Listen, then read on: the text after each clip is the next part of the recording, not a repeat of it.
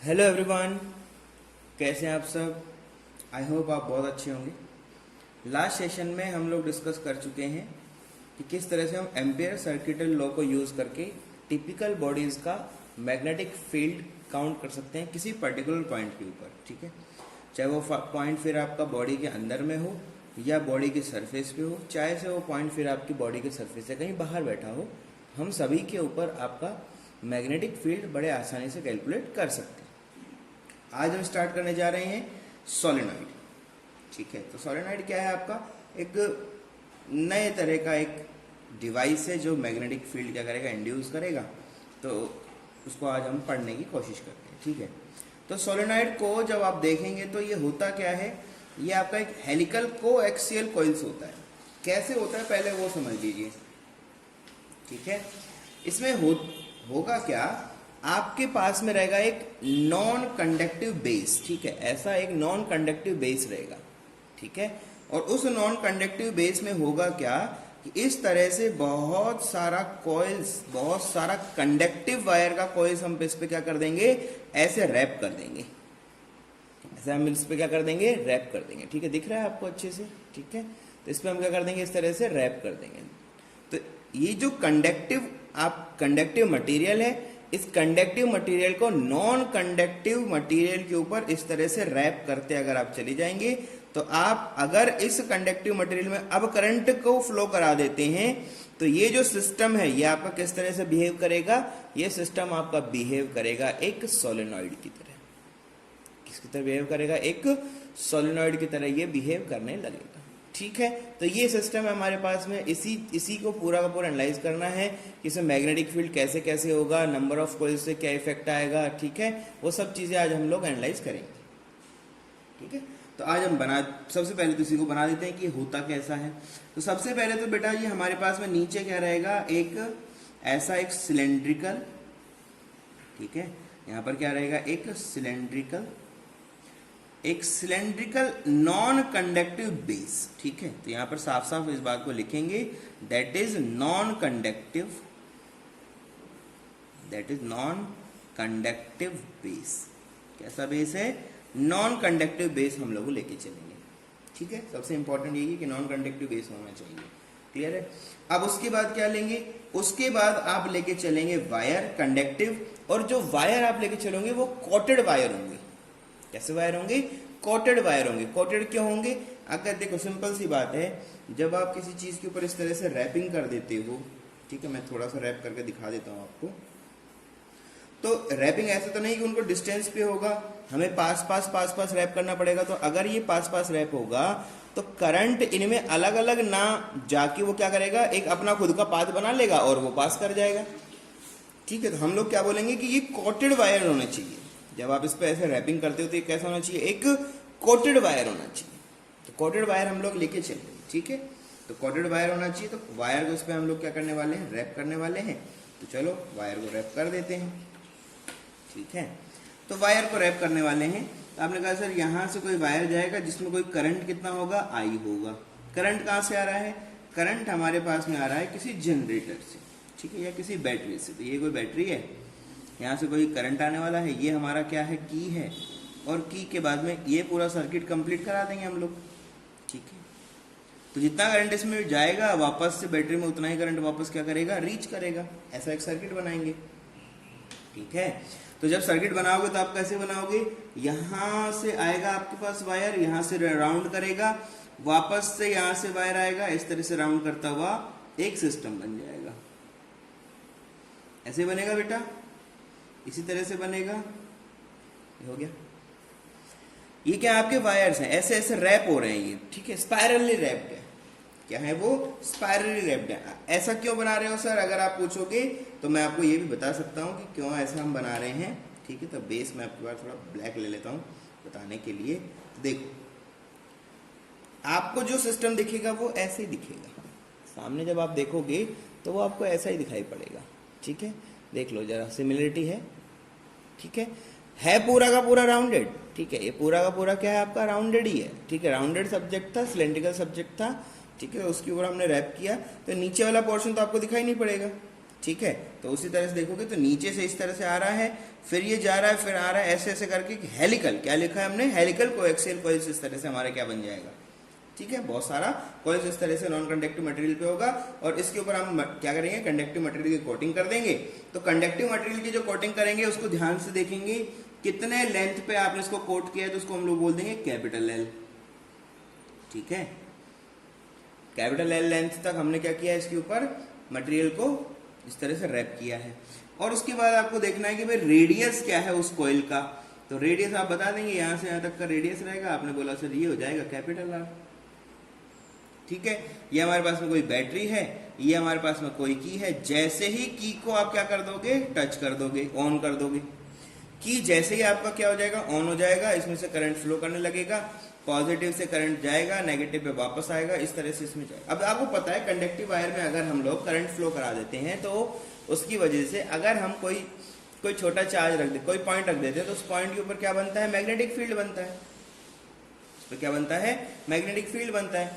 तो आपको जो इंपॉर्टेंट बातें हैं, सबसे पहले तो वो लिख दो, जो भी आपकी सोलेनॉइड के बारे में हो सकती हैं, तो सबसे पहला क्या है कि जो भी आप वायर लेके चलोगे, wires should be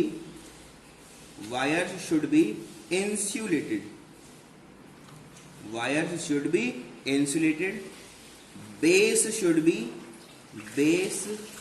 should be non conductive,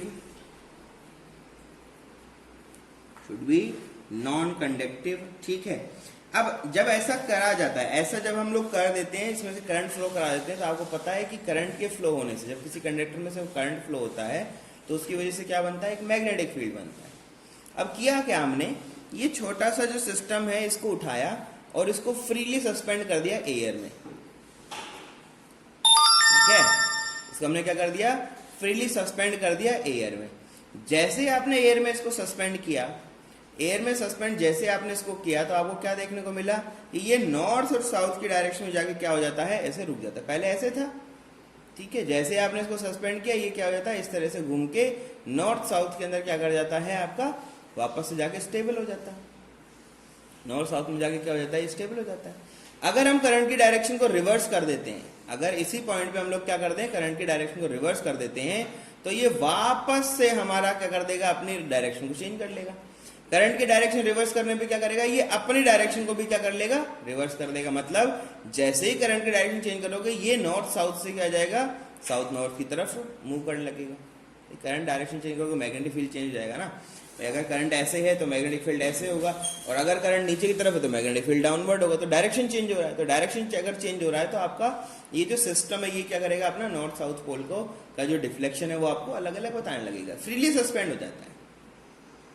freely suspend करने पे क्या करता है कि नॉर्थ और साउथ पोल की तरफ अपना जो भी इसकी टेल और टिप होंगी उनको उस तरह से पॉइंट आउट करता रहेगा। ठीक है, डायरेक्शन चेंज करोगे तो क्या होगा, नॉर्थ साउथ तो वही रहेगा, लेकिन वो क्या करेगा, बस अपना पूरा का पूरा जो ओरिएंटेशन उसको क्या कर देगा, रिवर्स कर देगा। ओरिएंटेशन क्या कर देगा, रिवर्स कर देगा। ऐसा सिस्टम है। ठीक है, तो अब इसको भी बात को भी लिख देते हैं। ठीक है, when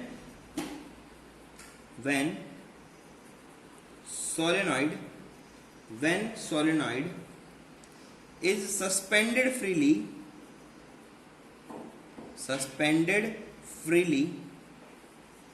freely in air, then we observe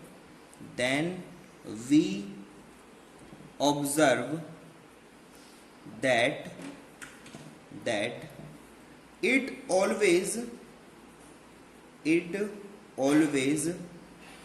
always stay in north south direction। North south direction में हमेशा क्या करता है, स्टे करता है। वहां जब बाहर जाके क्या कर देता है, रुक जाता है। उसी पॉइंट पे जाके क्या करेगा, रुकने लगेगा। ठीक है, अब क्या करेंगे, व्हेन चेंज पोलैरिटी, चेंज करने पे क्या होगा, व्हेन वी चेंज पोलैरिटी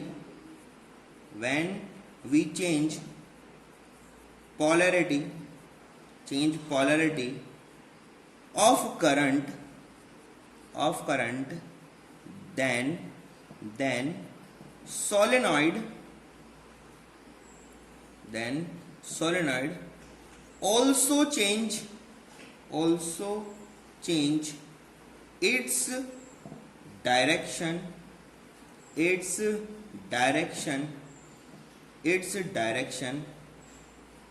क्या करता है, इसकी डायरेक्शन चेंज होगी। तो ठीक है, रिवर्स हो जाएगा एक तरह से, अपने डायरेक्शन को चेंज कर लेगा। चेंज करने का मतलब क्या है, वो सिंपल क्या करेगा, आपका चेंज कर जाएगा। ठीक है, डायरेक्शन का मतलब क्या है, रोटेट 180 डिग्री। ठीक है, तो लिख दो आप इसको, रोटेट 180 डिग्री। चेंज होने का थोड़ा डिफ्लेक्शन हो रहा है, ऐसा नहीं हो रहा है। 180 डिग्री हमारा क्या हो रहा है, पूरा का पूरा रिवर्स हो रहा है। ठीक है, तो इन दोनों के दोनों पॉइंट्स हम लोग क्या पता लगा सकते हैं, हम लोग कह सकते हैं कि आपका जो सोलेनॉइड है, solenoid behave like a magnet. किसकी तरह बिहेव करता है, मैग्नेट की तरह वो बिहेव करने लगता है। ठीक है, मैग्नेट की तरह वो बिहेव करने लगता है। तो इसका मतलब मैग्नेट की तरह बिहेव करेगा तो उसके अंदर सारी की सारी वो प्रॉपर्टीज शो होंगी जो मैग्नेट के अंदर होती है। ठीक है, नॉर्थ साउथ से क्या होगा, नॉर्थ से आपका मैग्नेटिक फील्ड आएगा, साउथ की तरफ क्या करेगा, कन्वर्स होगा, तो वो सारी की सारी चीजें देखेंगे। ठीक है, मैग्नेटिक फील्ड लाइंस यहाँ पर बनने वाला है। ठीक है, तो पूरा एक बहुत बड़ा इफेक्ट जनरेट होने वाला है। अभी तक हम लोग देख रहे थे तो छोटा छोटा कॉइल था, छोटे छोटे कॉइल की वजह से किसी पॉइंट के ऊपर हम लोग कैलकुलेशन कर रहे थे। अब क्या होगा, एक पूरा का पूरा सिस्टम बन जाएगा जो मैग्नेटिक फील्ड जनरेट करेगा, बहुत बड़ा सा एक फील्ड जनरेट करेगा, तो उसको हम लोग एनालाइज करने वाले। तो नंबर ऑफ कॉइल्स यहाँ पर क्या हो गई है, इंड्यूस हो गई है। पहले हमने क्या किया था, पहले हम लोग देख रहे थे एक्सिस पे हमने कैलकुलेशन किया। तो एक्सिस पे क्या किया हमने एक कॉइल लिया, ठीक है, एक सर्कुलर रिंग लिया, उसके सेंटर पे देखा और उसके एक्सिस पे देखा। उसी तरह से अब यहाँ क्या हो गया, नंबर ऑफ रिंग्स हो गई हैं, बहुत सारे रिंग्स हमारे पास इंड्यूस हो गई हैं। और उन सब रिंग की वजह से हम लोगों को क्या देखना है कि किस तरह से मैग्नेटिक फील्ड उसकी एक्सिस के ऊपर और उसके सेंटर के ऊपर बिहेव करता है, वो सारी चीजें हमें कैलकुलेट करनी पड़ेंगी अब। ठीक है, तो यहाँ पर देखोगे तो टोटल नंबर ऑफ टर्न्स कितना है, n है। तो यहाँ पर मैं लिख देता हूं, कैपिटल N यहाँ पर क्या होगा, जब भी हम कहीं यूज करेंगे तो कैपिटल N को हम लोग क्या बोलेंगे, number of turns of coil. Coil का नंबर ऑफ टर्न्स है। ठीक है, L क्या है आपका, लेंथ ऑफ कॉइल। ठीक है, I क्या है आपका, करंट है, तो ये तो पता ही है आपको, I हमेशा क्या होता है, that is nothing but current. ठीक है, B क्या है, बैटरी है। अच्छा, B हम लोग सिर्फ में B हमारा मैग्नेटिक फील्ड होता है। ठीक है, कोई बात नहीं। तो यहाँ पर फिलहाल जो B है तो दिख रहा है आपको कि हाँ ये आपका क्या है, एक बैटरी है। ठीक है, तो अगर n नंबर ऑफ टर्न्स है, ठीक है, n नंबर ऑफ अगर टर्न्स है तो एक छोटे लेंथ में कितना टर्न्स होगा, तो आपने कहा सर टोटल n के अंदर उस लेंथ का डिवाइड कर दो, उतना टर्न्स हो जाएगा। सिंपल है। तो यहाँ पर हम अगर यहाँ पर बात करते हैं n, छोटू n डिफाइन कर रहे हैं, तो ये क्या हो जाएगा, capital N divide by n, capital N divide by n। ठीक है, तो ये होता क्या है, इसको क्या बोलते हैं, इसको बोलते हैं number of turn per unit length. एक छोटी लेंथ में कितना टर्न्स है, वो टोटल टर्न्स तो n है, वो तो कैपिटल L लेंथ में, तो छोटे लेंथ में कितना टर्न हो जाएगा, छोटे लेंथ में, तो उस लेंथ का डिवाइड करते हुए चले जाओ और आपके पास में आंसर आता चले जाएगा। ठीक है, छोटू L लिख देते हैं इसको। ठीक है, छोटे किसी लेंथ के अंदर कितना टर्न होगा तो आपने बता दिया, ये हो जाएगा number of turn per unit length. इस तरह से हम लोग डिफाइन कर सकते हैं। भाई टोटल लेंथ के अंदर, टोटल लेंथ में n टर्न था, तो छोटे लेंथ में कितना टर्न होगा, तो उस लेंथ का डिवाइड कर दो, उतना टर्न्स होगा। ये सिमेट्रिकल है ना पूरा का पूरा, तो ऐसे बोल सकते हैं, कोई प्रॉब्लम इसमें नहीं है। ठीक है, चलो अब ऑब्जर्व करते हैं, इसका क्रॉस सेक्शन लेते हैं। क्रॉस सेक्शन कैसे ले रहे हैं, यहां से कट करेंगे सेंटर से और आपको वहां पर देखने को मिलेगा। ठीक है, मतलब क्या है कहने का, यहां से कट करेंगे इसको हम लोग, तो इसका जो अंदर पेज के अंदर जो वाला पार्ट है वो वाला आपको इस तरह से विजिबल होगा। ठीक है, तो कटिंग करके दिखाते हैं आपको, फिर बताएंगे कैसे किया है इसको, तो सब चीजें आप समझ जाओगे, कोई दिक्कत इसमें नहीं। ठीक है, चलो आओ। तो भाई हमने ले लिया, चलो लेके चलते हैं। तो आपने कहा सर एनालिसिस कर रहे हैं हम लोग, मैथमेटिकल एनालिसिस है। ठीक है, ये रहा। तो जो नीचे आपका नॉन कंडक्टिव बेस था उसका कोई थिकनेस रहा होगा, थिकनेस नहीं भी रहा होगा, तो हम लोग अगर पूरा ऊपर कोयल को रैप करने का ऊपर से अगर कोई और नॉन कंडक्टिव मटेरियल लगा दे तो कोई दिक्कत तो नहीं है, नहीं होना चाहिए। तो आपने कहा सर नहीं होना चाहिए, तो आपने कहा सर ऐसा दिखेगा कुछ तो क्या होगा, ऐसा दिखाई पड़ेगा हमें। क्रॉस सेक्शन है ये एक तरह से, क्या है ये, क्रॉस सेक्शन, जिसका हम लोग सेंटर कहां पर है, जिसका सेंटर यहां पर हुआ करता था।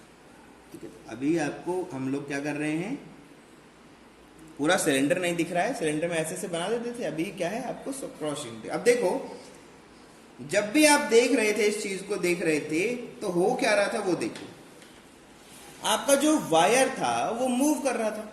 मूव देखो कैसे कर रहा था, इधर आओ भाई, वायर जो है वो देखो ऐसे, देखो वापस समझो, देखो वायर ऐसे नीचे जाएगा और फिर यहां से ऊपर आएगा, ध्यान से देखो, यहां से नीचे जाएगा और फिर क्या करेगा, ऊपर आएगा।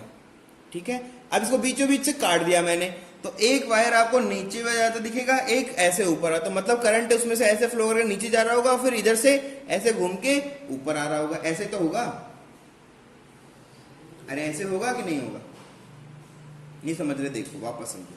अगर ये कोई कॉइल है तो रैप करोगे इसके ऊपर, रैप जब आप करोगे तो वायर को रैप करोगे, देखो ये वायर रैप हो रहा है, हुआ रैप, देखो सॉरी, यहां से रैप हुआ, ऐसे गया नीचे, तो इधर से जो करंट होगा वो तो नीचे की तरफ जाएगा, और इधर से जब ये वायर वापस आएगा तो ये क्या होगा, ऊपर की तरफ आएगा। तो करंट तो वायर में फ्लो कर रहा है ना, तो इस पॉइंट के ऊपर नीचे गया, इस पॉइंट के ऊपर ऊपर आ गया। ये तो होगा कि नहीं होगा, समझ रहे हो चीजों को। तो करंट की डायरेक्शन के ऊपर डिपेंड करेगा, ये क्या करेगा, करंट की डायरेक्शन के ऊपर डिपेंड करेगा। तो आप बोलोगे सर या तो इधर से नीचे जाएगा, इधर से ऊपर आएगा, या तो ऊपर से नीचे जाएगा। भाई करंट अगर ऐसे मूव कर रहा है आपका, ऐसे क्लॉकवाइज डायरेक्शन में अगर ऐसे मूव कर रहा है, तो इधर क्या होगा, डाउनवर्ड, इधर से क्या होगा, अपवर्ड, इधर से डाउनवर्ड, इधर से अपवर्ड। सिंपल है, सिंपल है कि नहीं है। तो आपने बना, हाँ ठीक है ये बात। तो यहां पर क्या है, डाउनवर्ड, तो डाउनवर्ड कैसा होता है, दिस। तो मतलब बहुत सारे कॉइल्स होंगे, उन सबको एजेस देखोगे तो उनके एजेस पे आपको क्या देखने को मिलेगा कि इस तरह से आपका बहुत सारा मैग्नेटिक फील्ड जो है वो इस तरह से क्या हो रहा है, इस तरह से करंट नीचे जा रहा है। फिलहाल करंट की बात करें, मैग्नेटिक फील्ड की और बातें करेंगे। तो ये ऊपर आता हुआ दिखाई पड़ेगा आपको करंट। ठीक है, पहले क्या बना रहे हैं हम लोग, करंट बना रहे हैं, फिर क्या बनाएंगे, मैग्नेटिक फील्ड बनाएंगे। ठीक है, तो ये नंबर अलग अलग देखने को मिल रहा है, कोई बात नहीं, इससे फर्क नहीं पड़ता। तो बहुत सारा, बहुत इन्फिनिटी लेंथ का है, बहुत बड़ा बड़ा कोई है तो उसमें से कुछ वैल्यू हमको देखने को मिल रहा है, समझ रहे हो। अब क्या होगा देखो, करंट अगर डाउनवर्ड है, करंट अगर डाउनवर्ड है तो मैग्नेटिक फील्ड इस तरह से आपका क्या होगा, इस तरह से कर्ल करेगा। मतलब इनकी वजह से जो मैग्नेटिक फील्ड बनेगा वो ऐसा कुछ होगा। ठीक है, तो इधर बहुत सारे करंट है तो सब में बनेगा कुछ ना कुछ, सब में तो आई करंट है। तो आपने कहा सर ये इस तरह से क्या करेंगे, आपको इस तरह से बिहेवियर शो करेंगे। अच्छा, बीच में मैं एक एक छोड़ता हुआ चला जा रहा हूं, उसका रीजन ये है क्योंकि अगर मैं ऐसे बनाऊंगा तो इसको टच कर जाएगा, और मैग्नेटिक फील्ड लाइन कभी टच नहीं करती। तो चलो बना देते हैं, बिना टच करे कुछ कुछ बना देते हैं। ठीक है, तो ये आपका इस तरह से क्या कर रहा है, इस तरह से आपको देखने दिख रहा है ना, इस तरह से देखो, डाउनवर्ड, डाउनवर्ड करंट गया, फिंगर को कर्ल किया तो ऐसा, क्लॉकवाइज क्लॉकवाइज, तो देखो क्लॉकवाइज क्लॉकवाइज सब में आ गया। अब क्या होगा, नीचे वाले में, नीचे वाले में करंट ऊपर है, नीचे वाले में करंट कहां पर है, ऊपर की डायरेक्शन में। तो यहां पर फिंगर कर्ल करोगे तो कैसा होगा, एंटी क्लॉकवाइज। कैसा होगा, एंटी क्लॉकवाइज। तो एंटी क्लॉकवाइज डायरेक्शन फटाफट मूव करा दो इसको। हमने कहा सर एंटी क्लॉकवाइज में होगा, तो हाँ ठीक है, सब में ही होगा ना। तो आपने कहा सर यहाँ पर ये ऐसा हुआ, यहाँ पर ये ऐसा हुआ, यहाँ पर ये ऐसा हुआ, यहाँ पर ये ऐसा हुआ। अच्छा, टच हो जाए तो कोई प्रॉब्लम मत समझना अभी, ठीक है। तो वो एक दूसरे से इंटरेक्ट नहीं कर रहे हैं, पर अब बहुत छोटा छोटा पास पास है तो ऐसा देखने को मिलेगा, तो टच हो जाएगा, कोई बात नहीं। पर टच होते नहीं, एक्चुअल में नहीं होते। तो यहाँ है कैसा, एंटी क्लॉकवाइज है। अभी पूरा पूरा जो डायरेक्शन है वो भी कैसा है, एंटी क्लॉकवाइज है। ठीक है, कैसा है, एंटी क्लॉकवाइज है। तो देखो ये अपनी अपनी वजह से क्या करेंगे, आपको मैग्नेटिक फील्ड शो करेंगे। क्या करेंगे, अपनी अपनी तरफ से मैग्नेटिक फील्ड शो करेंगे। तो कैसा होगा मैग्नेटिक फील्ड का इफेक्ट, ये इनको यहां से खींच के लाएगा, मैग्नेटिक फील्ड इधर फेंकेगा, ऊपर वाले पोर्शन में मैग्नेटिक फील्ड जो होगा वो इस तरह से मूव करेगा। करेगा कि नहीं करेगा? तो आपने कहा सर ये ऐसे ही करेगा, यहां से इस तरह से होगा मैग्नेटिक फील्ड, यहां ऐसे किस डायरेक्शन में? इधर। क्यों इधर ही ला रहा है, ये इधर खींच के ला रहा है ना, ऐसे खींच के ला रहा है। यहां पर देखोगे तो यहां पर भी क्या होगा, इस तरह से होगा। तो इधर भी कैसा है, वो भी इधर है। सेंटर लाइन पे क्या होगा, दोनों का इफेक्ट आएगा तो वो स्ट्रेट चला जाएगा। ठीक है, अब ये कैसे लाएंगे, ये अपनी तरफ इस तरह से मूव कराएंगे। तो आपने कहा सर ये ऐसे लाएंगे। ठीक, तो इस तरह से आपका सोलेनॉइड के अंदर क्या बन जाता है, मैग्नेटिक फील्ड बन जाता है। अंदर तो ये मैग्नेटिक फील्ड इफेक्टिव है, लेकिन इसके सरफेस के ऊपर ये क्या हो गया है, जीरो हो गया है। क्यों? क्योंकि इस वाले ने इसकी को कैंसिल आउट कर दिया, इन्होंने इनको कैंसिल आउट कर दिया, इन्होंने इनको कैंसिल आउट कर दिया। सरफेस पे नहीं है, अंदर बहुत स्ट्रांग है, लेकिन अंदर क्या है आपका, बहुत स्ट्रांग। ठीक है, क्लियर सब बातें। अब बात आती है, हम लोग क्या करने वाले हैं, हम लोग एनालाइज करने वाले हैं आइडियल सोलेनॉइड। हम लोग किसकी बातें करने वाले हैं, हम लोग बातें करने वाले हैं एक आइडियल सोलेनॉइड। तो आइडियल सोलेनॉइड क्या होता है? आइडियल सोलेनॉइड की अगर बात करते हो तो आइडियल सोलेनॉइड होता है, सबसे इंपॉर्टेंट बात होती है उसके जो नंबर ऑफ टर्न्स होते हैं वो इन्फिनिटी होते हैं, उसका लेंथ भी क्या होता है, इन्फिनिटी होता है। ठीक है, तो उनका जो खुद का लेंथ होता है वो किसकी तरफ जाता है, इन्फिनिटी की तरफ, और उनके जो नंबर टर्न्स होते हैं वो भी किसकी तरफ जाते हैं, इन्फिनिटी की तरफ। आइडियल सोलेनॉइड अगर बात करते हो तो ऐसा होता है। अब क्योंकि ये तो बहुत लंबा हो जाएगा, एनालिसिस करना बहुत मुश्किल है, तो हम क्या कर लेंगे, उसका छोटा पार्ट ले लेंगे। हम लोग क्या ले लेंगे, एक फाइनाइट ले लेंगे। ठीक है, हम लोग क्या लेके चलेंगे, एक फाइनाइट सोलेनॉइड। क्या लेके चलेंगे हम लोग, एक फाइनाइट सोलेनॉइड। क्या लेके चलेंगे, एक फाइनाइट सोलेनॉइड। तो फाइनाइट सोलेनॉइड में क्या हो जाएगा, लेंथ क्या हो जाएगा आपका, लेंथ क्या हो जाएगा आपका, फिक्स्ड। कोई लेंथ क्या रहेगा, फिक्स रहेगा, और नंबर ऑफ टर्न भी क्या रहेगा आपका, कोई वैल्यू रहेगा, वो भी क्या रहेगा आपका, फिक्स्ड रहेगा। ठीक है, तो हम लोग अभी आइडियल सोलेनॉइड को एनालाइज करना चाहते हैं तो उसमें बाद में वैल्यूज पुट कर देंगे। ठीक है, क्योंकि हमारे लिए बहुत लंबे लेंथ को तो हमारे लिए इम्पॉसिबल हो जाएगा ना चीजें करना, बहुत लंबी लेंथ को तो एनालाइज हम लोग नहीं कर पाएंगे। ठीक है, तो एक फाइनाइट को करते हैं, उसमें बाद में इनफाइनाइट की जो ये वैल्यूज हैं इसको पुट कर देंगे, तो हमारे पास आंसर आ जाएगा, कोई दिक्कत ही नहीं होगा हमें। समझ रहे हो चीजों को? ठीक है, तो अब क्या करें, अब आपने कहा सर एनालिसिस करना शुरू कर देते हैं, एनालिसिस करना शुरू कर देते हैं। ठीक है, तो बनेगा कैसा फिगर, यही फिगर को देखना है बस, अभी मैग्नेटिक फील्ड को हटा के और पूरे को एनालाइज कर लेना है। ठीक है, तो मैं अभी यही करने वाला हूं। ठीक है, तो आपके सामने बना देते हैं फटाफट फिगर। ठीक है, चलो यही बना देते हैं, फिर उसको आगे डेराइव करते हुए चले जाएंगे तो कोई दिक्कत नहीं होगा। ठीक है, चलिए, हमने बोला भाई ये रहा आपका अपर सरफेस। ठीक है, और इनके नीचे यहां पर बैठा हुआ आपका लोअर सरफेस, छोटा छोटा बना रहे हैं। और यहां पर हमने देखा तो ये रहा आपका इनर सरफेस लोअर वाले कोइल के लिए, और ये हो गया आपका आउटर सरफेस। और इनके बीचों बीच हमारे पास क्या जा रहा होगा, यहां से जा रहा होगा सेंटर लाइन। ठीक है, तो एक ही कलर से बना दे रहे हैं सबको। तो सेंटर लाइन है तो बड़ा सा बना दिया, थोड़ा सा बड़ा कर दिया। ठीक है, अब फाइनाइट है तो अगर आप इसको ओपन छोड़ देंगे तो ये क्या हो जाएगा, इनफाइनाइट, दोनों तरफ मूव कर सकता है। तो फिलहाल हम इसको क्या कर देते हैं, बंद कर देते हैं, ताकि हमें समझ में आने लगे कि ये एक कैसा है, एक फाइनाइट वैल्यू। कैसा है ये वैल्यू, एक फाइनाइट सोलेनॉइड की हम लोग बातें करते हैं। क्या है आपका, एक फाइनाइट सोलेनॉइड है जिसके लिए हम लोग कैलकुलेशन करने वाले हैं। क्लियर है? अब यहाँ पर बहुत सारे कॉइल्स हैं, तो आपने कहा सर यहाँ पर जो करंट है यहाँ पर कैसा है, बाहर की तरफ ऐसा आता हुआ है, यहाँ पर करंट ऐसा आता हुआ है, यहाँ पर ऐसा आता हुआ है। देखो आप अगर चाहें तो ऊपर क्रॉस था तो क्रॉस लेके चल सकते हो, मुझे इसमें कोई प्रॉब्लम नहीं है, ये ध्यान रखना है आपको हमेशा। ठीक है, वो डिपेंड करता है करंट की डायरेक्शन के ऊपर। ठीक, करंट की डायरेक्शन चेंज होगा तो ये दोनों वैल्यूज भी चेंज कर जाएगा। ठीक है, और नीचे कैसा होना चाहिए, क्रॉस, नीचे जो है वो कैसा होना चाहिए, क्रॉस वैल्यू होना चाहिए। तो ये आपका क्रॉस वैल्यू में लेके चल रहा हूं, ऊपर कैसा है आपका डॉट वैल्यू है, मतलब ऊपर की तरफ क्या है, डाउनवर्ड, ये क्या है आपका अपवर्ड आ रहा है, नीचे से इधर से बाहर निकल रहा है, इधर अंदर घुस रहा है, इधर से ऊपर आ रहा है, इधर से अंदर घुस रहा है।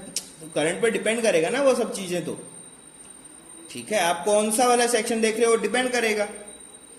ये तो हमारे व्यू के ऊपर होता है कि कौन सा व्यू चल रहा है, उसी के हिसाब से सब बातें होंगी। ठीक है, तो ये क्रॉस क्रॉस क्रॉस, ये हो गया डॉट डॉट डॉट। अब क्या करें, आपने कहा सर यहाँ पर n नंबर ऑफ कॉइल्स हैं एक्चुअल में, यहाँ पर क्या है आपके पास में n नंबर ऑफ कॉइल्स हैं। तो n नंबर ऑफ कॉइल्स का मतलब एक कॉइल को अगर एनालाइज कर लूं मैं, तो उसी को अगर मैं इंटीग्रेट करता चला जाऊं, मतलब उन्हीं को सबको ऐड करता चला जाऊं, तो पूरा का पूरा सिस्टम क्रिएट हो जाएगा कि नहीं हो जाएगा? ठीक है, तो हम लोग क्या करेंगे, एक छोटा कॉइल लेंगे और उसको इंटीग्रेट कर डालेंगे। एक कॉइल लेंगे, उसको क्या कर देंगे, पूरे को इंटीग्रेट कर देंगे। ये सब तो करना होता है ना। चलो तो एक कॉइल ले लेते हैं। आपने कहा सर एक कॉइल से कॉइल ले लो, कोई सा भी ले लो यार, एक सेक्शन ले लो पूरा का पूरा। चलो लास्ट वाला ही ले लेते हैं हम लोग। ये पूरा का पूरा एक कॉइल हमने उठा लिया। आप लोग अंदर नहीं आया सर, कोई बात नहीं यार, उससे कोई फर्क नहीं पड़ता। ये लो, ऐसा हो गया, ये क्रॉस कर दिया और इनको यहाँ पर डॉट कर दिया, तो कोई दिक्कत नहीं है इसमें, तो है ना। एक ले लिया हमने, तो ये क्या हो गया, अभी हमारा ये एलिमेंट हो गया जिसको हमें क्या करना है, इंटीग्रेट करना होता है। इसी को तो हम लोग क्या करते हैं, इंटीग्रेट करते हैं। इसी को हम लोग क्या करते हैं, इंटीग्रेट करते हैं। तो इसका लेंथ कितना है, तो आपने कहा सर टोटल लेंथ तो कितना है, L है। टोटल लेंथ तो क्या है, L है। और इस छोटू एलिमेंट का जो लेंथ है वो कितना है, dx है। वो कितना है, dx है। किसी पॉइंट की अगर बात करें, यहां पर कोई पॉइंट लिया हमने, ठीक है, यहां पर क्या ले लिया हमने, कोई पॉइंट ले लिया, और उसी पॉइंट P के ऊपर हमें क्या करना है, कैलकुलेशन करना है। इसी पॉइंट P पे तो हमें क्या करना है, कैलकुलेशन करना है। तो आपने कहा सर इस पॉइंट P पे अगर आप कैलकुलेशन करना चाहते हो, तो ये P पॉइंट इस वाले पॉइंट से भी इफेक्टेड होगा, इस वाले पॉइंट से भी इफेक्टेड होगा। मतलब इसके ऊपर जो इफेक्ट आएगा वो यहां वाले पॉइंट की वजह से भी आएगा, और इन पे जो इफेक्ट आएगा वो यहां वाले पॉइंट से भी आएगा। तो आपने कहा सर ये जो एंगल आप यहां से यहां तक का लेके चले हो, ये वैल्यू तो कितना हो जाएगा, इसको मैंने बोल दिया दिस इज नथिंग बट θ1, और यहां से यहां तक का जो एंगल होगा, अब देखो इसका मेजरमेंट इंपॉर्टेंट है, मेजरमेंट यहीं से होगा, तो यहां से यहां तक चलना पड़ेगा आपको, ठीक है। और ये क्या हो जाएगा आपका θ2। तो आपने कहा सर अब हम जो चल रहे हैं वो इस कोइल पे हैं, तो इस वाले कोइल पे हो तो इसका मतलब कोई एंगल अलग होना चाहिए। तो आपने कहा सर यहां पर जो एंगल है वो इस पॉइंट का कैलकुलेट हो रहा है, और फिलहाल ये जो एंगल है मेरे पास में, इसको हमने क्या बोल दिया है, ये बोल दिया है थीटा। इसको हमने क्या बोल दिया है, थीटा। और P पॉइंट का यहां से जो डिस्टेंस है वो कितना है, तो आपने कहा सर देखो जब इसको dx अगर लिया है, तो इस पॉइंट से अगर डिस्टेंस देखेंगे, तो यहां से यहां तक का जो डिस्टेंस में लेके चलूंगा, ये कितना हो जाएगा मेरे पास में, x। ये पॉइंट P है, ठीक है, ये पॉइंट आपका क्या है, P है। चलो इसको अलग अलग कलर कर दे देते हैं जिससे आपको कंफ्यूजन ना हो। तो चलो इसको अलग कलर दे दिया, ब्लैक दे दिया, खुश हो गया, ठीक है। यहां से यहां तक का डिस्टेंस x है, ये वाला जो एंगल मेंटेन कर रहा है इस वाले पॉइंट से कितना है, थीटा। आप चाहो तो नीचे भी ले सकते हो, उससे फर्क नहीं पड़ता, ठीक है, उससे कोई चेंजेस नहीं आएगा। इनका जो खुद का रिंग है उसका वैल्यू कितना है, dx। तो इस dx को अगर मैं L के रेस्पेक्ट में इंटीग्रेट कर दूं तो क्या आपको इफेक्ट दिखेगा। अब आपको देख रहा है ये वाला तो इस पे बहुत कम इफेक्ट दिखाएगा, जैसे जैसे पास आते जाओगे इफेक्ट का वैल्यू बढ़ता चला जाएगा। मतलब कुछ ना कुछ फंक्शन बनने वाला है, कुछ ना कुछ क्या होने वाला है, फंक्शन बनने वाला। तो आपने कहा सर ये जो इफेक्ट हम लोग देखने वाले हैं एक्चुअल में ये किसकी वजह से है, तो मैंने आपसे कहा भाई ये रिंग की वजह से है।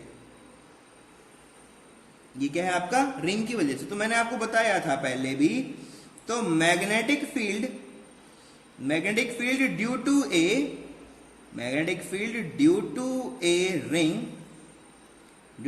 Ring on its centre. फिलहाल देखो कहां पर बैठे हो आप, सेंटर पे तो हो, इनके सेंटर पे, इस रिंग के सेंटर पे तो हो नहीं सर, सेंटर पे नहीं है, सेंटर यहां होता, ये कहां है, एक्सिस है, ऑन इट्स सेंटर नहीं है दोस्त, ये क्या है आपका, एक्सिस है, ठीक है। तो थोड़ा ध्यान देने वाली बातें होती हैं, तो थोड़ा सा ध्यान दे दोगे तो काम चलेगा, ठीक है। तो सेंटर पे नहीं हो आप, कहां हो, एक्सिस पे। यहां अगर रिंग होता तो उसके सेंटर पे होते, ठीक है। फिलहाल आप कहां पर हो, इस रिंग से किसी एक्सिस पे बैठे, ठीक है। तो लास्ट लेक्चर जो कवर हुआ उसमें तो यही पढ़ा हमने, magnetic field due to ring on its axis हम लोग पढ़ चुके हैं, ठीक है। तो ये तो हमारा क्या हो गया, ये तो हमने बोला कि भाई ये चीज हम लोग पहले पढ़ चुके हैं। तो कितना पढ़ा था आपने कहा सर ये हमने पढ़ा था कि b जो होता है वो कितना हो जाता है, वो हो जाता है mu naught I multiply by r square divide by 2 multiply by r square plus x square की पावर कितना था, 3 डिवाइड बाय 2। यही था वैल्यू, किसमें आया था, टेस्ला में। यही था, याद करो लास्ट लेक्चर। अगर नहीं समझ में आता है तो 2 लेक्चर छोड़ के जो लास्ट लेक्चर बचा हुआ है 6th वाला, उसमें यही सब काम हुआ है। ठीक है, तो उसको आप देखें एक बार। ठीक है, अब बात आती है सर ये जो आई होता है ये तो रिंग का करंट होता है। बिल्कुल सही बात है। तो क्या यहाँ पर ये आई है? नहीं, कैपिटल आई तो बहुत सारे रिंग्स का समेशन है। कैपिटल आई तो क्या है, बहुत सारे रिंग्स का क्या है, समेशन है। ठीक है, तो मैं यहाँ पर क्या कर रहा हूँ, इसको आई डैश लिख रहा हूं और इस आई डैश को मैं डिफाइन करता हूं। ये क्या है, this is current in a ring. एक रिंग में जो करंट है वो है। तो टोटल, जब एक ही रिंग था तो उसमें आई डैश और आई का वैल्यू सेम होता था, लेकिन अभी तो क्या होगा, आई डैश और आई का वैल्यू अलग अलग होगा। क्यों? क्योंकि करंट हमने इसमें आई दिया था। कितना करंट हम कितना कर पा रहे हैं वो भी तो देखना पड़ेगा ना भाई। टोटल करंट तो ऐसे ऐसे था, तो इनमें हर पॉइंट के ऊपर कितना कितना करंट इसमें है वो सब भी हमें काउंट करना पड़ेगा। आई डैश का वैल्यू हमें काउंट करना पड़ेगा। तो इफेक्टिव करंट है ये। ठीक है, एक्चुअल में ये क्या है आपका, effective current in elemental ring. एक छोटे एलिमेंटल रिंग में जो करंट है वो। ठीक है, छोटा सा लिया है ना हमने अभी, dx लिया है। तो ये अगर लेंथ में होता, उसका फाइनाइट वैल्यू होता, एक एक रिंग लेते तो आई वैल्यू होता, लेकिन अभी कुछ छोटा है। ठीक है, तो क्या लिख सकते हो इसको दूसरे वर्ड्स में, क्या लिख दोगे? चलो मैं लिख देता हूं। आई डैश को हम लोग बोलते क्या है, इसको बोलते हैं इफेक्टिव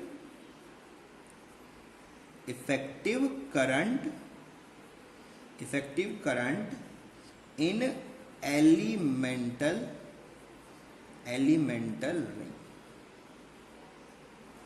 एलिमेंटल रिंग के अंदर जो इफेक्टिव करंट है वो होता है। ठीक है, तो आपने कहा सर ये छोटू तो इसके ऊपर छोटा वैल्यू बनाएगा। बिल्कुल सही है। क्या है, बिल्कुल सही है। मतलब ये है कि ये बी पूरे रिंग का होता था, अभी ये एलिमेंटल है। तो आपने कहा सर अगर हम बात करें डीबी का वैल्यू, ठीक है, डीबी क्या होगा, इसको हम बोलेंगे मैग्नेटिक फील्ड। क्या हो जाएगा आपका, magnetic field due to elemental ring की वजह से जो हमारा मैग्नेटिक फील्ड होगा वो कितना होगा। तो ये तो एक पूरे रिंग की वजह से होता था। ये तो क्या होता था, पूरे रिंग की वजह से होता था। ठीक है, अभी एलिमेंटल रिंग के अंदर आई डैश हो जाएगा तो कितना होगा वो वैल्यू। आपने कहा सर यही हो जाएगा। ठीक है, यही का यही वैल्यू हो जाएगा। लेकिन यहाँ जो पहले कंप्लीट जब रिंग होता था ये क्या होता था आपका, आई वैल्यू होता था। अब क्या हो जाएगा, आई डैश हो जाएगा। एलिमेंटल के लिए क्या हो जाएगा, आई डैश हो जाएगा। ठीक है, तो ये कंप्लीट नहीं होगा, छोटा इफेक्ट आया है। ये पूरे रिंग का होता था, अभी छोटा रिंग का देखना हमें। भाई बहुत सारे रिंग है ना अब तो इंडिकेट करना पड़ेगा। तो आपने कहा सर डीबी कितना हो जाएगा, mu naught I dash r square divide by वही सब वैल्यूज है आपका 2 multiply by r square plus x square की पावर कितनी होती थी, 3/2। यही है। आई डैश नहीं पता, आई डैश कैलकुलेट करना पड़ेगा। Magnetic field due to a elemental ring, हमारा डीबी आ गया। अब आई डैश कैलकुलेट करना पड़ेगा। तो कैसे करें, मैथमेटिक्स इटरेशन लगाओ। मैथमेटिकल इटरेशन को यहां पर क्या कर दो आप, इंप्लाई कर दो। कैसे करें, आपने कहा सर 1 यूनिट लेंथ में कितना टर्न्स है, 1 यूनिट लेंथ के अंदर कितना टर्न्स है, n टर्न्स। कैपिटल N नहीं है, वो L लेंथ में है, वो L लेंथ में है। 1 यूनिट में तो n टर्न्स होता है। तो आपने कहा सर इसका मतलब dx यूनिट के अंदर कितना हो जाएगा, dx यूनिट लेंथ अगर हमारे पास में हो तो कितना टर्न हो जाएगा। तो आपने कहा सर सिंपल है, कितना हो जाएगा, n multiply bye dx turn हो जाएगा, n dx टर्न हो जाएगा। ठीक है, तो आपने कहा सर ये तो होगी टर्न की बात। ठीक है, तो आपने कहा सर 1 टर्न अगर पूरा होता, एक टर्न के अंदर करंट कितना होता, आपने कहा सर I करंट होता। एक टर्न अगर होता, एक पूरा टर्न अगर होता तो उसमें पूरा का पूरा एक टर्न होता तो उसमें एक करंट होता, I करंट होता। ठीक है, अगर मैं आपसे बात करूं अब टर्न कितना है एन डी एक्स, तो आपने कहा sir n D x turn अगर है तो उसमें करंट कितना हो जाएगा, तो आपने कहा sir simple n D x multiply by I ampere. N D x multiply by I current उसके अंदर आपको देखने को मिलेगा।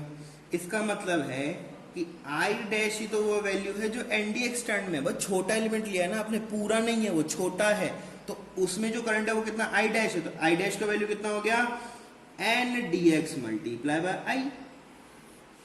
कितना हो गया N D x multiply by आई।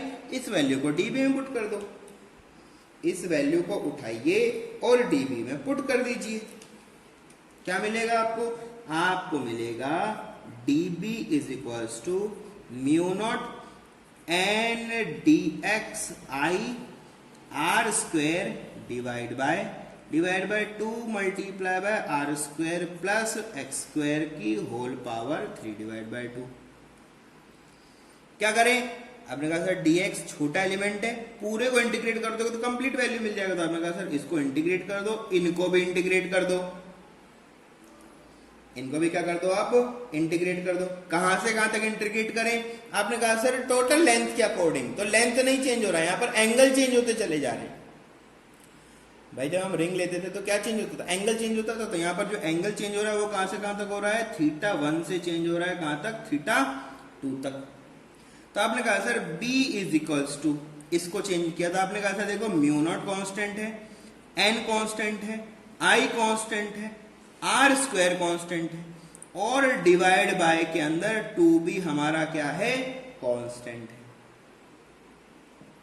ये तो कॉन्स्टेंट है ना। अब क्या है, आपने कहा वैसे तो सर आर स्क्वायर भी कॉन्स्टेंट, तो आर स्क्वायर कॉमन ले लो। क्या कर लो आप, आर स्क्वायर को कॉमन ले लो, तो आर स्क्वायर कॉमन लिया तो 2 पावर से ये खत्म हो गया, तो आर क्यूब कॉमन आ गया।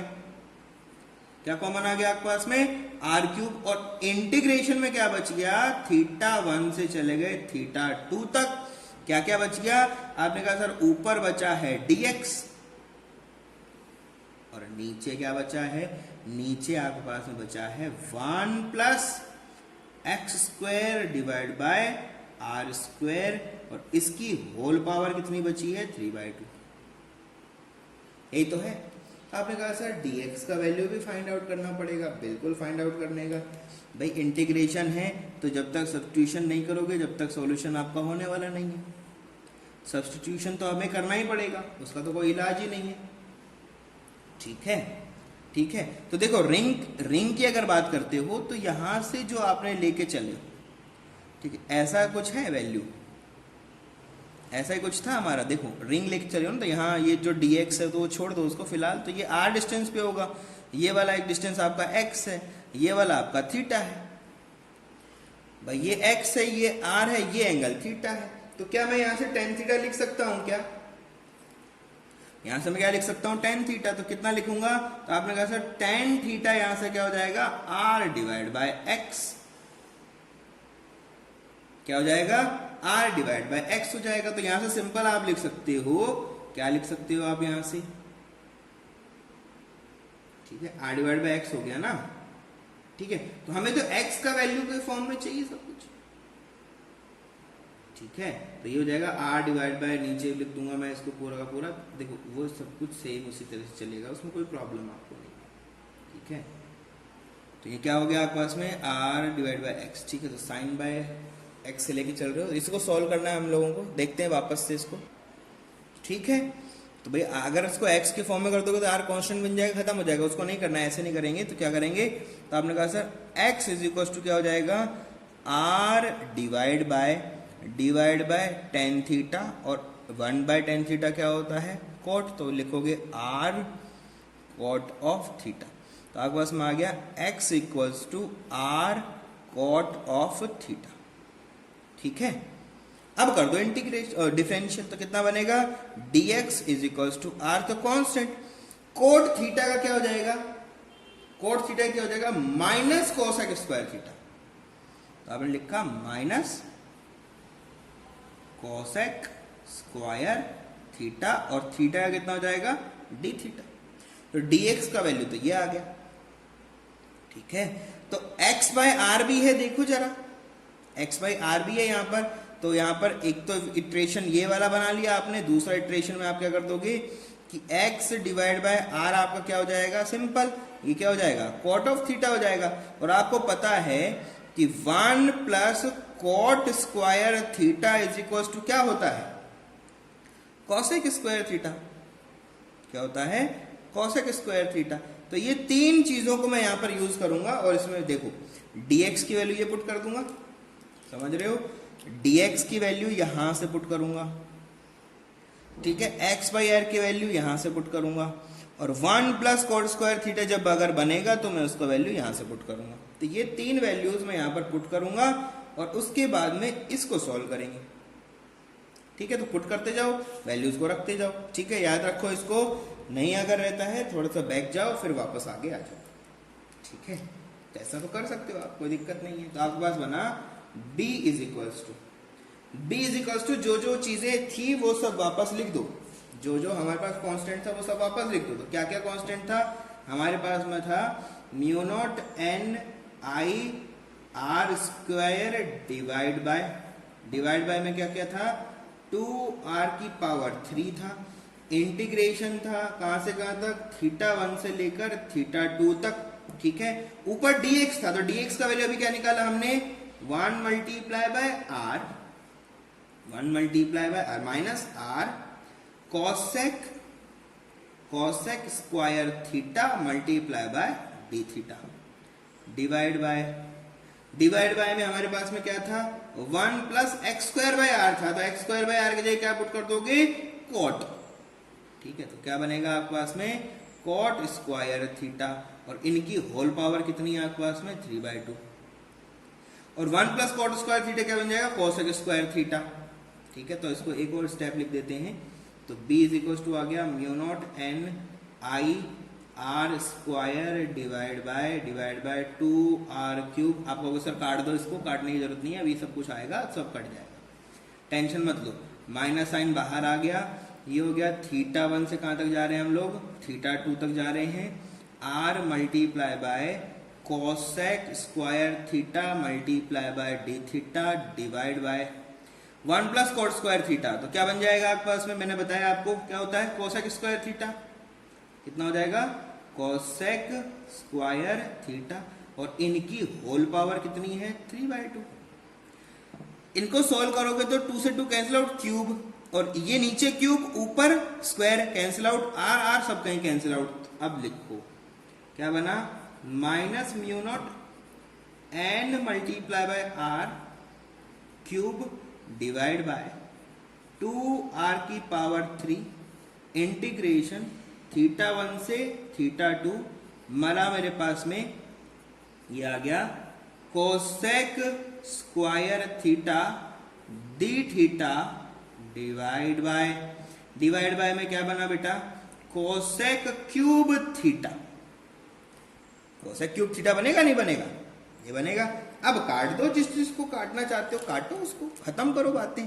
तो आपने कहा सर आर क्यूब से आर क्यूब का खेल खत्म, कोस्क्वायर थीटा से कोस थीटा का खेल खत्म, क्या बचेगा 1 बाय कोसेक। तो 1 बाय कोसेक क्या होता है 1 बाय कोसेक क्या होता है 1 बाय कोसेक क्या होता है साइन होता है ना, लिखो इस बात को। ठीक है, तो इसको सोल्व करोगे तो आपको मिलेगा यहां पर, इसको यही लिख दे रहा हूं मैं, minus mu naught N multiply by I divide by में क्या है 2, इंटीग्रेशन है आपका थीटा 1 से लेकर theta 2 sine theta d theta. कर दो साइन थीटा का, तो आपको मिलेगा b is equals to sine theta क्या होगा माइनस कोस थीटा, क्या बनेगा माइनस कोस थीटा, तो माइनस कोस थीटा से माइनस कैंसिल आउट हो जाएगा, बाहर में आ जाएगा mu naught n I divide by 2 और बन गया मेरे पास में बेटा जी कॉस ऑफ थीटा, लिमिट चला जाएगा थीटा 1 से लेकर थीटा 2, वैल्यू पुट कर दो तो b इज इक्वल टू हो गया mu naught n I divide by 2 multiply by cos of theta 2 minus cos of theta 1। ये हो गया आपका एक्सप्रेशन, जो कि एक सोलेनॉइड, कौन सा सोलेनॉइड है? फाइनाइट। ये क्या है? Magnetic field, magnetic field, magnetic field due to a finite, ध्यान रखना, फाइनाइट सोलेनॉइड। ये जो एक्सप्रेशन आया किसके लिए है? फाइनाइट सोलेनॉइड के लिए है। वैल्यू टेस्ला में रहेगा, इसमें तो आपको सबको पता है, तो यूनिट लिखना चाहो तो लिख सकते हो। यूनिट किस में रहेगा आपका? टेस्ला। यूनिट किस में रहेगा आपका? टेस्ला। ठीक है, अब देखो सिंपल सी बात है, अगर आइडियल सोलेनॉइड होगा आइडियल में कन्वर्ट करना, मैंने यही तो बोला था आपसे कि पहले हम फाइनाइट निकालेंगे फिर उसको आइडियल में कन्वर्ट कर देंगे। ठीक है, तो अगर आपसे कोई पूछता है कि नहीं हमें तो आइडियल बताओ, तो आप बताएंगे आइडियल सोलेनॉइड। क्या बनेगा आइडियल सोलेनॉइड? आपने कहा सर लेंथ किसकी तरफ चला जाएगा? इन्फिनिटी। अगर लेंथ इन्फिनिटी जाएगा तो बेटा थीटा 1 थीटा 2, देखो वापस से देखो, वापस से देखो, देखो इधर आओ भाई, अगर ये लेंथ इन्फिनिटी जाएगा तो ये थीटा 1 किसकी तरफ जाएगा? 0 की तरफ। थीटा 2 भी किसकी तरफ जाएगा? 180 की तरफ। ठीक है, लेंथ अगर इन्फिनिटी की तरफ जाएगा तो जो थीटा 1 है वो किसकी तरफ जाएगा? 0 डिग्री की तरफ, और जो थीटा 2 है वो किसकी तरफ जाएगा? वो आपका जाएगा 180 डिग्री की तरफ। अपोजिट है ना भाई, अपोजिट है कि नहीं है? नहीं समझ पा रहे हो? कोई बात नहीं, बना देते हैं। ठीक है, ये आपका सरफेस ऊपर वाला है, ये सरफेस आपका नीचे वाला है, ये कोई पॉइंट आपका P हुआ करता था। तो अब देखो यार, अगर ये इन्फिनिटी की तरफ जाएगा, ये पॉइंट इन्फिनिटी की तरफ जाएगा, तो यहां से ये वाला जो एंगल हुआ करता था, इसी को आप लोग क्या बोलते थे? इसी को आप बोलते थे थीटा 1। और ये किसकी तरफ जाने लगेगा? 0 की तरफ। भाई आगे जाओगे तो ऐसे ऐसे ऐसे फ्लैट हो जाएगा ना। ये तो सिंपल, इस पॉइंट से हमें इसको मेजरमेंट करना होता था, तो आपने कहा सर ये मेजरमेंट करना होता था, तो ये वाला पॉइंट हमें देखना होता था। ये जो एंगल होता था यहां से यहां तक का, ये क्या होता था? थीटा 2। और ये अगर इन्फिनिटी की तरफ जाएगा, अगर ये इन्फिनिटी जा रहे होंगे तो थीटा 2 किसकी तरफ जा रहा होगा? 180 डिग्री की तरफ। ये लिखा बस मैंने यहां पर, यही बात हमने यहां पर लिखी है। तो फॉर्मूला ले आओ उठा के वापस से। फॉर्मूला क्या आया था? B इज इक्वल्स टू, क्या फॉर्मूला बना है? B is equals to mu naught n multiply by I divide by में 2। ठीक है, मल्टीप्लाई में क्या है? Cos of theta 2 minus of cos of theta 1। यही है, वैल्यूज पुट कर दो, वैल्यूज पुट कर दो। तो वैल्यू क्या आएगा आपके पास में? मैं इसका मॉड लेके चल रहा हूं क्योंकि वैल्यू माइनस आएगा, तो माइनस का मतलब क्या है? डायरेक्शन अपोजिट है। जो आप लेके चल रहे थे उसके डायरेक्शन अपोजिट है, मतलब आप जो कैलकुलेशन कर रहे हो ऐसे कर रहे थे, होना ऐसे चाहिए था, बस इतना सा फर्क है। तो मॉड बी का वैल्यू कितना आ जाएगा? तो आपने कहा सर ये हो जाएगा mu naught N multiply by I. कितना हो जाएगा? Mu naught N multiply by I. और ये एक्सप्रेशन आपको एकदम रट्टा होना चाहिए। सोलेनॉइड आएगा, फॉर्मूला यही लगा के सॉल्यूशन होगा। 99% 99 केसेस में आपको इन्फिनिटी वैल्यू के साथ सॉल्यूशन करना पड़ेगा। ठीक है, तो आप बोलोगे सर ऐसा कैसा है? अगर ये आइडियल सोलेनॉइड है तो ये जो चीज आपके पास में आया है ये क्या हो जाएगा? That is nothing but magnetic field, magnetic field on the axis, on the axis of a ideal, ideal, ideal नहीं बोलो तो सिंपल भी रहेगा, तो वो भी यही रहेगा। ठीक है, of A solenoid, of A solenoid. ठीक है, on the axis of A solenoid. ये ध्यान रखना, एवरीवेयर, एवरीवेयर। ठीक है, मतलब क्या कहना चाहते हो, यहां पर पॉइंट है तो भी यही है, यहां पर है तो भी यही है, सरफेस तक जाते जाते मतलब इस पॉइंट से यहां तक पूरा वेरिएशन जो रहेगा वो किसका रहेगा, वो पूरा का पूरा कितना रहेगा, म्यू नॉट एन आई होगा। कहीं भी रहे पॉइंट आपका, किसी भी जगह पे चले जाए, बस बाहर नहीं निकलना चाहिए सोलेनोइड से, इतना ही रहेगा, कितना, इतना ही रहेगा। ठीक है, यूनिफॉर्म रहता है। ठीक है, क्या होता है भाई, आइडियल जो सोलेनोइड की वजह से जो फॉर्मेशन होते हैं वो कैसे होते हैं, वो अगर आपसे कोई पूछ लेता है तो आप बता दोगे उन्हें, क्या बोलोगे, तो यहां पर मैं लिख देता हूं, ये हमेशा याद रखना, क्योंकि टर्न क्या है, क्योंकि हम जानते हैं एन क्या है, एन बहुत ज्यादा होंगे, वेरी वेरी हाई, बहुत ज्यादा टर्न्स रहेगा, बहुत ज्यादा अगर टर्न रहेगा तो उसका लेंथ जो रहेगा वो बहुत ज्यादा हो जाएगा, किससे, रेडियस से, लेंथ क्या हो जाएगा, बहुत ही ज्यादा हो जाएगा। इन्फिनाइट कहने का मतलब जो होता है वो यही होता है, इन्फिनाइट ऐसा नहीं कि बहुत लंबा लेंथ बना देंगे, ऐसा तो पॉसिबल नहीं। तो इन्फिनाइट कहने का क्या मतलब है, ये जो दोनों कंडीशंस हैं, ये दोनों कंडीशंस इन्हीं को हम लोग क्या बोलते हैं, इन दोनों कंडीशन से ही क्या बनता है, इन्फिनाइट। ठीक है, इन दोनों को हम लोग क्या बोलते हैं, infinite length, infinite length solenoid. ठीक है, तो ये तो आपको बेवकूफ बनाने के लिए किया गया था, ठीक है, ऐसा सब कर दिया हमने। ठीक है, ऐसा होता नहीं है, ये तो एनालिसिस है, एनालिसिस के लिए ऐसे लेना पड़ेगा, लेकिन एक्चुअल में तो पॉसिबल नहीं है। तो एक्चुअल में क्या होगा, एक्चुअल में ये होगा, एक्चुअल में ऐसा देखने को मिलेगा। क्लियर सब बात है। ठीक है, तो कैसा कैसा मैग्नेटिक फील्ड बनेगा, वो अगर पूछते तो बताओगे कि due to a ideal solenoid uniform magnetic field, uniform magnetic field generated, uniform magnetic field, and that magnetic field is parallel to axis of solenoid। मतलब इसके पैरेलल चलेगा, मतलब कहीं से भी वैल्यू आएगा अंदर आके सीधा क्या हो जाएगा, पैरेलल टू एक्सिस हो जाएगा।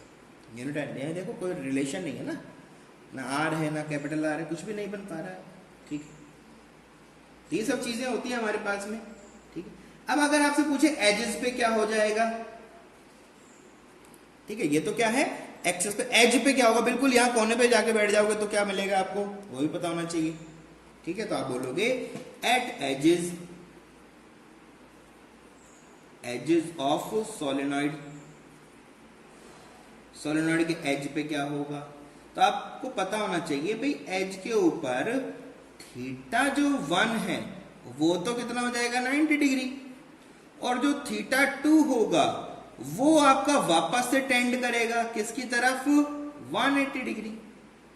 बहुत लंबा है ना, ऐसे एज पे बैठे हुए, आइडियल के अंदर एज पे बैठोगे तो कितना होगा, एज पे आ गए हो, इसका मतलब क्या है कहने का, यहां पर आ गया आपका जो पॉइंट है वो एज पे आ गया है, तो पॉइंट यहां पर है, तो यहां से ये जो मेजरमेंट हुआ ये आपका सेंटर लाइन है, तो ये जो मेजरमेंट हुआ ये तो क्या हो गया आपका θ1, और यहीं से दूसरा जो मेजरमेंट होगा ये तो इन्फिनिटी की तरफ जा रहा है ना, तो यहां से जो मेजरमेंट आप देखोगे ये एंगल आपका क्या हो जाएगा, ये हो जाएगा θ2, तो θ2 किसकी तरफ भागेगा, θ2 भागेगा 180 डिग्री की तरफ। ये तो बोलना चाहते हो, जैसे ही ये वैल्यूज पुट करोगे तो आपको बी का वैल्यू क्या मिल जाएगा, बी का वैल्यू कितना हो जाएगा आपका mu naught n I divide by 2। भाई एक वैल्यू पहले तो दोनों मिलके 2 बना रहे थे, अब एक खत्म हो गया है, 0 हो गया है, और एक तो 90 डिग्री एक आपका 180, तो इस तरह से आएगा। तो मॉड ऑफ बी का वैल्यू यहाँ पर कितना हो जाएगा, mu naught n I divide by 2। ठीक है, एजेस के ऊपर इतना होगा, एजेस पे क्या होगा, इतना होगा। तो ग्राफ बनाया जा सकता है, ग्राफ बन सकता है, तो आपने कहा सर बनाएंगे, ग्राफ भी बनाना पड़ेगा। तो ये लो आपके पास में ये तो बी है, ये तो किसका डायरेक्शन है, ये तो आपका बी का डायरेक्शन है। ठीक है, और यहाँ पर मैं लेके चल रहा हूँ। ठीक है, तो ये अपवर्ड और डाउनवर्ड जो सेम बनेगा, डायरेक्शन पे डिपेंड करेगा, करंट किस तरफ है, तो एक करंट रहेगा इधर बनेगा, दूसरे करंट पे इधर बनेगा। तो आप अभी जो हम लेके चल रहे हैं वो फिलहाल ऐसा ऐसा करंट है, तो हम ऊपर की तरफ बना रहे हैं। ठीक है, तो ये क्या है आपका, ये आपका लेंथ है, ये क्या है आपका लेंथ है। ठीक है, तो सिंपल सी बात है, एजेस अगर लगाना चाहते हो, चलो एक्स बोल देते हैं इसको, है ना, ये क्या है आपके एक्स की वैल्यूज है, ठीक है। तो मैंने बोला भाई लेंथ है, टोटल लेंथ तो एल होता है, तो इसका मतलब क्या है, हाफ लेंथ ये है, हाफ लेंथ ये है, ठीक है। तो ये l/2 इधर चला गया, माइनस वाला है ये इधर वाला, ठीक है, ये l/2 इधर चला गया, तो ये माइनस वाला है, ये प्लस वाला है, इसमें कोई दिक्कत नहीं है। अब होगा क्या, सेंटर पे अगर एजिस पे आपका क्या होगा, मिनिमम वैल्यू होगा, एक्चुअल में क्या होगा, एजिस पे कैसा होगा, ये वैल्यू होगा, और अंदर जब जाओगे तो वैल्यू म्यू नॉट एन आई की वैल्यू की तरह जैसा होगा, है ना। तो क्या होगा यहाँ पर देखने में, जीरो तो यहाँ कभी नहीं आएगा, ठीक है। ये आपका क्या है, सेंटर ओ है, तो कहीं ना कहीं आप देखोगे तो इसमें हमेशा क्या होगा, ज़्यादा ही कुछ ना कुछ मैग्नेटिक फील्ड तो हमेशा रहेगा ना, तो जीरो तो कभी अटेन करेगा ही नहीं, क्योंकि करंट तो इसमें फ्लो कर रहा है, और करंट फ्लो करेगा मैग्नेटिक फील्ड बनेगा, उसको तो आप रोक ही नहीं सकते, समझ रहे हो। तो कैसे होगा, इस पॉइंट पे आके मिनिमम होगा, लेकिन धीरे से ये क्या हो जाएगा, धीरे से देखोगे तो ये ऐसा हो जाएगा, चला गया, पूरा चलता रहेगा, और एजेस पे आके अचानक से क्या हो जाएगा आपका, कम हो जाएगा, एजेस पे क्या हो जाएगा आपका, ठीक है। तो इस तरह का ग्राफ आपको देखने को मिल सकता है। ये वैल्यू यहाँ पर क्या है आपका, this is mu naught n I divide by 2, और ये जो मैक्सिमम वैल्यू है ये कितना है, म्यू नॉट एन आई, ठीक है। आउटसाइड की बात करोगे तो आउटसाइड जीरो होता है, मैंने बताया, दोनों तरफ एक दूसरे को क्या कर देते हैं, कैंसिल आउट कर देते हैं, ठीक है। तो अगर आपसे पूछ लेता है कि भाई इसका मैग्नेटिक फील्ड कैसा बनेगा, फील्ड लाइंस कैसी बनेंगी, तो आप बता दोगे कि अगर हमारे पास ये कोई सोलेनॉइड है, ये हमारे पास अगर कोई सोलेनॉइड है, तो बाहर से मैग्नेटिक फील्ड लाइन को ये खींचेगा और अपने पैरेलल चलाएगा, यही तो ग्राफ बनाना है ना। तो यहां से ऐसे आओगे, यहां एंटर करने के बाद कैसे जाओगे आप, पैरेलल जाओगे, और जब यहां से निकलोगे तो फिर ऐसे निकल जाओगे, ठीक है। तो बहुत सारी लाइंस ऐसे बना सकते हो आप, ऐसे पैरेलल चलना पड़ेगा आपको इसके अंदर, और ऐसे ऐसे चलेगा। तो कुछ लाइंस क्या होंगे आपकी, जो स्ट्रेट आ रहे होंगे वो तो स्ट्रेट ही निकल जाएंगे, ठीक है। तो ऐसे निकाल दोगे, तो यहाँ पर मैं एक लाइन सीधी निकाल देता हूँ, और फिर नीचे वाले के लिए बना देता हूँ, तो ये ऐसा जाएगा, ठीक है। ऐसे करके पैरेलल हम बहुत सारा मैग्नेटिक फील्ड इस तरह से बना सकते हैं। टच किसी को नहीं कराना, ये ध्यान रखना, ठीक है। तो ये सब क्या है, इस तरह से अंदर की तरफ क्या करने हैं, मूव करने हैं, ठीक है भाई। तो ये आपका क्या हो गया, मैग्नेटिक फील्ड लाइन इस तरह से बनेगी, ठीक है। तो ये ध्यान दोगे, यहाँ पर जो करंट है वो बाहर वाला है, ठीक है। यहाँ पर जो कॉइल है वो कैसा है, बाहर वाला है, यहाँ पर जो कॉइल है वो कैसा है, इनर वाला है, ठीक है। इनसाइड यहाँ पर जा रहा है, वहां पर आउटसाइड करंट बाहर आ रहा है, इस तरह से हम लोग सिस्टम को, ठीक है। तो हमेशा याद रखना आउटसाइड द वैल्यू, ठीक है। आउटसाइड अगर आपसे पूछता है तो वैल्यू कितना होगा, जीरो, ठीक है। तो यहां लिख देता हूं,